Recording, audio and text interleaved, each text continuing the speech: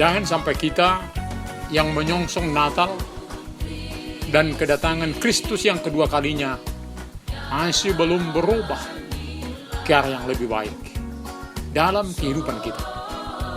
Baiklah kita memuliakannya dalam sukacita yang sudah tidak terbendung lagi. Selamat hari Minggu Advent keempat bagi Bapak, Ibu, Saudara-saudara, dan anak-anak kami yang dikasihi Kristus Yesus. Immanuel. Mari kita berdoa. Damai sejahtera Allah yang melampaui segala akal akan memelihara hati dan pikiranmu dalam Kristus Yesus. Amin. Firman Tuhan di minggu ini tertulis dalam 2 Samuel 7 ayat 1 sampai dengan 16. Ketika raja telah menetap di rumahnya dan Tuhan telah mengaruniakan keamanan kepadanya terhadap semua musuhnya di sekeliling, berkatalah raja kepada Nabi Nathan, "Lihatlah, aku ini diam dalam rumah dari kayu waras, padahal tabut Allah diam di bawah tenda." Lalu berkatalah Nathan kepada raja, "Baik, lakukanlah segala sesuatu yang dikandung hatimu, sebab Tuhan menyertai engkau." Tetapi pada malam itu juga datanglah firman Tuhan kepada Nathan demikian, "Pergilah, katakanlah kepada hambaku Daud, beginilah firman Tuhan, masakan engkau yang mendirikan rumah bagiku untuk kudiami? Aku tidak pernah diam di dalam rumah sejak aku menuntun orang Israel dari Mesir sampai hari ini. Tetapi aku selalu mengembara dalam kemah sebagai kediaman. Selama aku mengembara bersama-sama seluruh orang Israel, pernahkah aku mengucapkan firman kepada salah seorang hakim orang Israel yang kuperintahkan mengembalakan umatku Israel demikian? Mengapa kamu tidak mendirikan bagiku rumah dari kayu waras? Oleh sebab itu beginilah kau katakan kepada hambaku Daud, beginilah firman Tuhan semesta alam, akulah yang mengambil engkau dari padang ketika mengiring kambing domba untuk menjadi raja atas umatku Israel.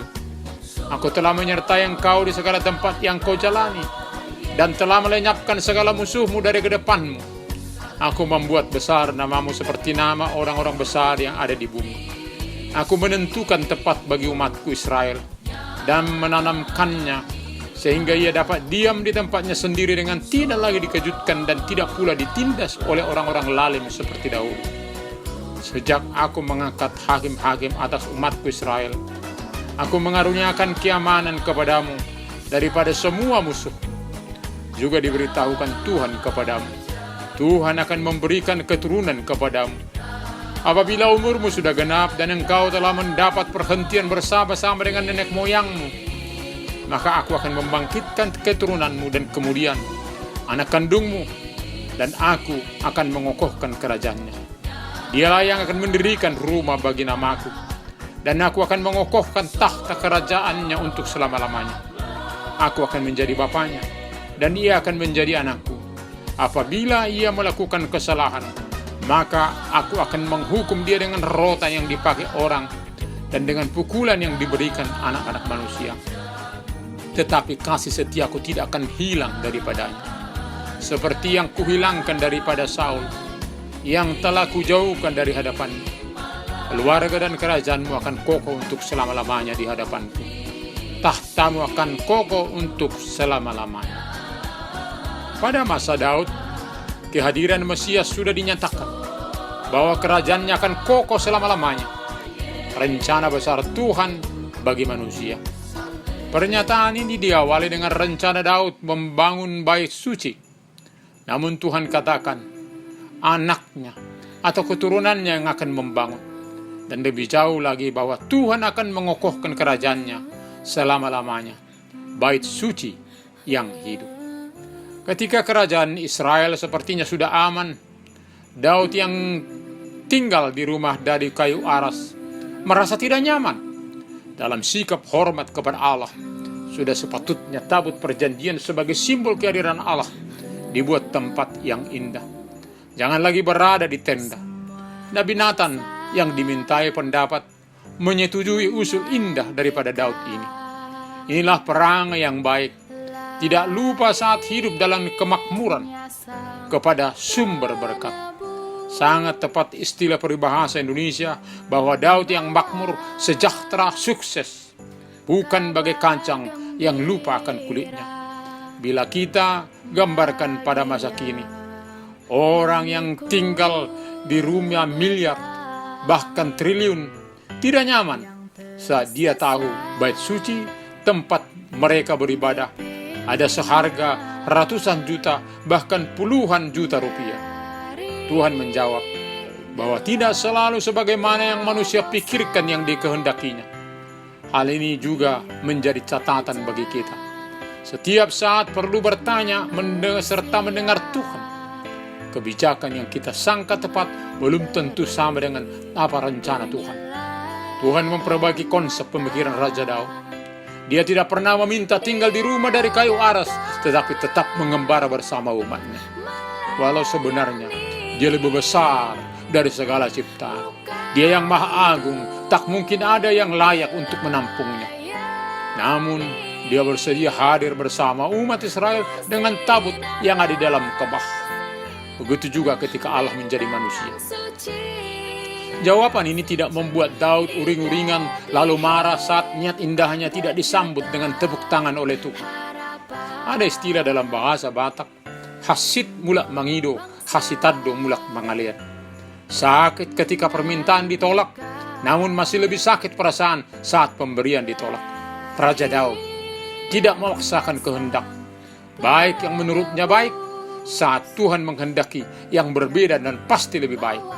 Inilah kepercayaan yang benar, walau pikiran kita berbeda dengan rencana Allah, namun Dia senantiasa mengasihi kita.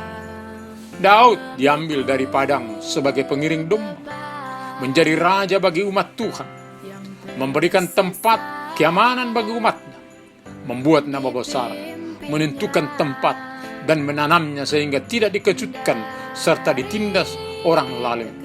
Sungguh sempurna belas kasihan Tuhan bagi kita umat ciptaannya. Jangan ragu, diarahkan, ditentukan, dipakai oleh Tuhan menjadi seseorang dalam kehidupan. Tidak ada yang mustahil baginya. Hari esok akan lebih baik dari hari ini oleh perbuatan ajaib Tuhan. Biarlah proses menjadi dalam kehidupan kita adalah di dalam kebersamaan dengannya, sehingga kita boleh menjadi berkat yang memuliakan Tuhan. Lalu dikatakan bahwa Tuhan akan membangun keturunan bagi Daud yang akan membangun bait suci. Namun bangunan yang lebih besar adalah tahta kerajaan Allah yang akan dibangun di masa depan. Kebaikan Daud dan anugerah Tuhan tidak hanya pada masanya. Tuhan menyertai keturunannya turun-temurun. Kerajaan Daud akan menetap dan nyata pada kehadiran Mesias yang berdiri untuk kerajaan selama-lamanya. Dikatakan, aku akan menjadi bapaknya dan ia akan menjadi anakku. Daud, anaknya Salomo, sama seperti pemerintahan di dunia ini, terbatas, periodik, bahkan dibatasi dengan umur, di mana akan mendapat perhentian sebagaimana nenek moyangnya. Namun kerajaan Mesianis tetap untuk selama-lamanya. Akhirnya di sanalah tempat persekutuan seluruh kekasih Allah. Saat anak Daud Salomo membangun bait suci pada masa pemerintahannya, keamanan, kedamaian, kesejahteraan dapat dinikmati umatnya. Demikian juga saat kehadiran Mesias yang adalah bait suci yang sebenarnya, yang dibangun dalam 3 hari dalam kematian dan kebangkitannya. Terutama pada masa kedatangan Kristus yang kedua yang kita songsong di Minggu Advent keempat ini.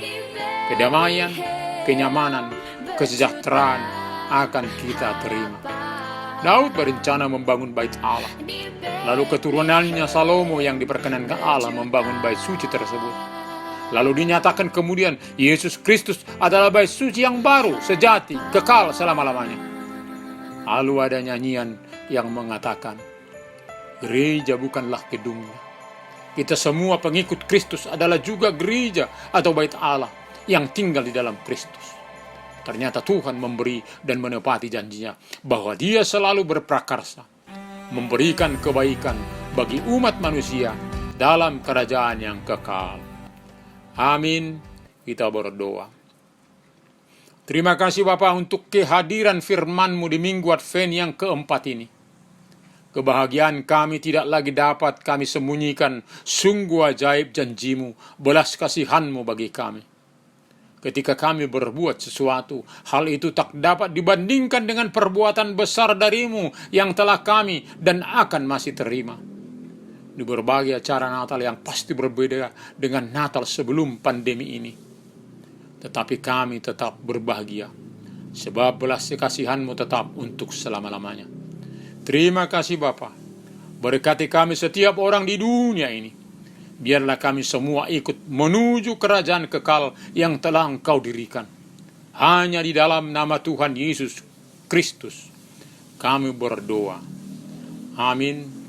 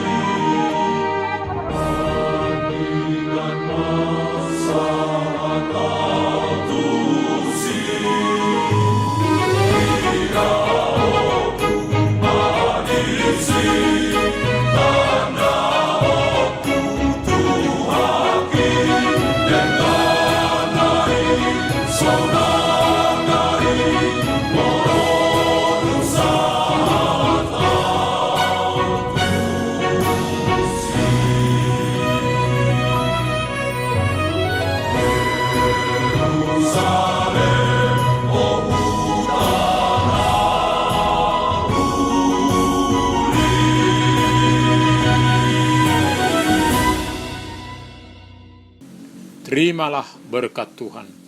Tuhan memberkati dan melindungi engkau. Tuhan menyinari wajahnya kepada engkau dan memberi engkau belas kasihan. Tuhan menghadapkan wajahnya kepadamu dan memberi engkau damai sejahtera. Amin.